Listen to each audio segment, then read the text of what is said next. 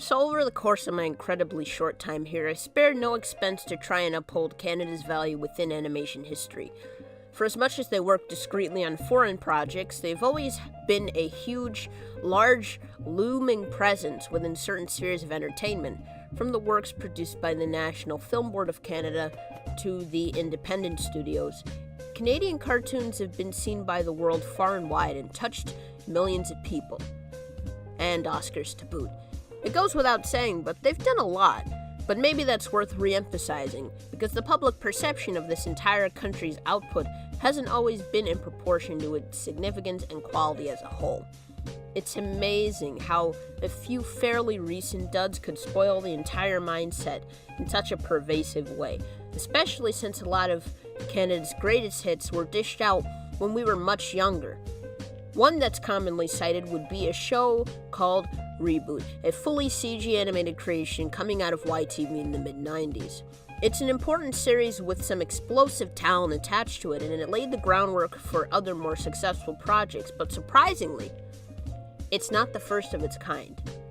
Commonly cited as the first fully CG cartoon to hit TV, that may be one of the few honors that does not belong to Canada, but rather France. The timeline of development for computer-generated imagery is quite extensive. It's at least a half-century old. Whenever Reboot is given the distinction of being the first full CG cartoon, period, that's technically incorrect also.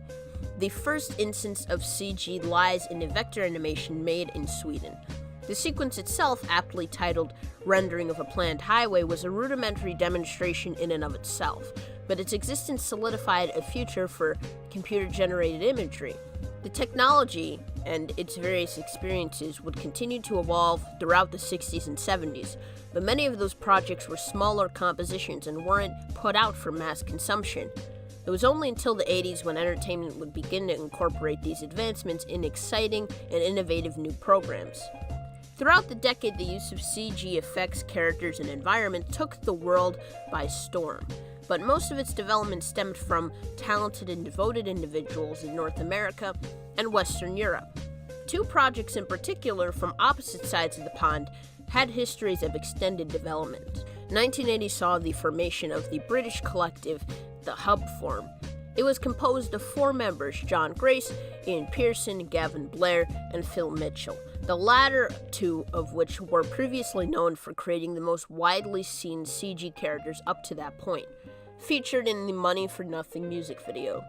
Most of them made their way to Vancouver to work on this ubiquitous project sometime in the early 80s. While waiting for the technology to catch up to a level acceptable for their new show's creation, they streamlined it to expedite things. They set the show inside of a computer to better work with potentially blocky and mechanical-looking characters. In the mid-80s, an NFB alum started production on a CG modeling, animation, and rendering package that would eventually come to animate the Hub's new series. They went through several tests to get the feel right, but once they solidified it, they basically went right into production. And on the other side of the pond, the French Fantôme Animation sprung up in '86. The studio had ambitious plans, but started out on commercial ventures. Coming from a background of effects work, advertisements, and very simple shorts, these works that they created laid the groundwork for them to branch out. Their first film, Seo Benbor, a parody on the Japanese short Biosensor, premiered to rave reception.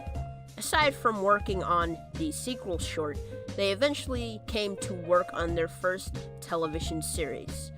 They compiled a series of shorts that would come to be known as Les Fables Géométriques, or Geometric Fables if you don't want to be fancy about it.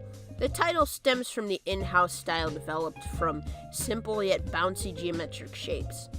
The aforementioned fables would be recreated with blockier, cubular characters, which came to be an extension of the previous work.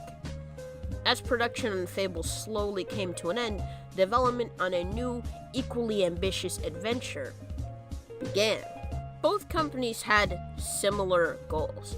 Both had ambitious goals, and they were left to work with the limited technology at the time in order to make it come true. The main difference lies in how much experience they had. Fantôme obviously went in with a bit more background, and they gradually developed their style, while the guys from the hub just kind of went into their thing. So where do we stand? Well, following the history of these companies and their bodies of work closely, there's a lot of chronology to be had. The main fact we know now would be that both Insektors and Reboot technically premiered in the same year.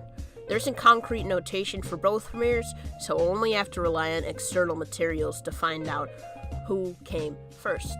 Luckily, Reboot's was relatively easy to confirm. According to its press release, the series premiered on September 10th, 1994, which can be corroborated by this ABC promo pairing it up with Bump in the Night, which happened to premiere the same day. Insektors has a much more vague timeline to try and follow. According to a 96 interview conducted by the Animation World Network, the series is said to have premiered, quote-unquote, shortly after Reboot started airing in the US and Canada. It's not confirmed to have been said by any Fantôme official, but the article in question is mainly an interview with its founders, so the implication there is that that information might be correct. They cite no sources, but each Wikipedia page tells a slightly different story. The English Insektors page cites early 94, the French page cites December of 94, and the French page for Fantôme Animation cites 93 as the premiere date. Several TV airing archives and resources cite January 1st, 94 as the premiere date, but those might be default dates because there's no pattern of premiere dates to suggest an airing schedule is there anyway. The book Art in Motion Animation Aesthetics also cites 93 as a potential air date. Based on the stacked evidence, such findings may suggest that Reboot may in fact have been the victor. But upon close examination, I'll have to give it to Insektors. Upon final examination of evidence, it's worth noting that Insektors has been notable for fetching an International Emmy Award in the children's category. The ceremony is held annually in New York City in November, which would most likely rule out an out-and-out December release, as awards were usually dished out after a candidate's been released to the wider public. Presumably while Insektors and Reboot were produced simultaneously, the former had to get some airtime in and be submitted in order to be nominated at all. At this point in its history, the series would already have distribution deals around Europe, while Reboot was still getting ready for its native release. So it doesn't bug me to crown Insektors as the first CG cartoon made for TV. However, by default, Reboot has the distinction of being the first half-hour CG cartoon, so not too bad. It's not a surprise that this show has gone under the radar, quite frankly. While it seems like Insektors had the popular vote at the time, Reboot would be the one to go on to be the ultimate cult classic, remembered and beloved by millions. The Animation News Network interview gives a laundry list of achievements the other series met, including a staggering 30 award wins and general popularity around the world. Apparently in Australia, the show beat out Reboot in terms of the ratings, the latter of which was cancelled early into its run. So while we're here, we might as well examine what makes Insektors so infectious anyway. God, that was terrible. Upon first impression, the most notable feature would have to be the animation. Looking at the behind-the-scenes features, in addition to the general timeline of Fantôme's work, it's clear that the team behind it really put their all into animating for it. Building off of what they'd done before, they took notes from classical animation techniques and gave their characters a more cartoonish style of movement. Their movements are just more accurate to slower, more methodical pacing, but more comedic moments move solidly too. Like the previous projects they worked on, they kept the textures for the main characters pretty simple, if not non-existent. But it's balanced out by the more complex modeling which hadn't been seen in Fantôme's history up to this point. The environments are textured with a bit more complexity, but mainly because they're modeled to be semi-realistic. The musical score gives it a bold, cinematic feel, and it gives the story a sense of drive and purpose. It knows when to hit on different tonal notes, but it maintains a grand feel throughout. Since Insektors did make the rounds throughout Europe, there are a few dubs that are well documented. Other than the original French track, 2 dubs for North America and the UK, respectively, were released. While the former was dubbed in Paris and was noted to be closer in scripting and tone to the original, the latter took more creative liberty and modulated the series to be a bit more goofy. I watched both dubs to compare, and I found a few observations to be quite interesting.